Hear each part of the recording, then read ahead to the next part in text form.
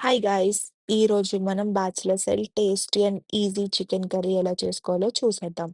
ఈ tasty chicken కర్రీకి కావాల్సినవి half KG chicken, 4 onions, 2 tomato and 4 chilli, కొంచెం కరివేపాకు. వీడియోలో చూపిస్తున్నట్టు ఆనియన్స్, టొమాటో అండ్ చిల్లీ చిన్న చిన్నగా కట్ చేసుకొని పక్కన పెట్టుకోవాలి.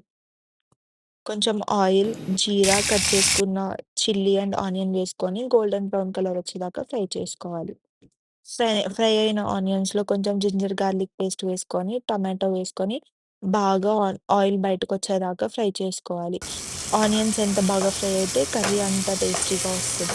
ఇప్పుడు ఈ ఫ్రై అయిన ఆనియన్స్‌లో నీట్‌గా వాష్ చేసుకున్న చికెన్‌ని వేసుకొని బాగా కుక్ చేసుకోవాలి. చికెన్‌ని పసుపుతో వాష్ చేసుకుంటే మనకి ఎలాంటి స్మెల్ అనేది రాదనమాట.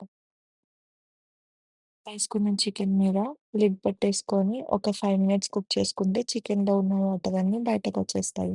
చూడండి వాటర్ అన్నీ ఎలా బయటకొచ్చేసాయో. ఇప్పుడు ఈ కుక్ అవుతున్న చికెన్‌లో మనకి కావాల్సిన స్పైసెస్ అన్నీ యాడ్ చేసుకోవాలి. 2 టేబుల్ స్పూన్స్ చిల్లీ పౌడర్.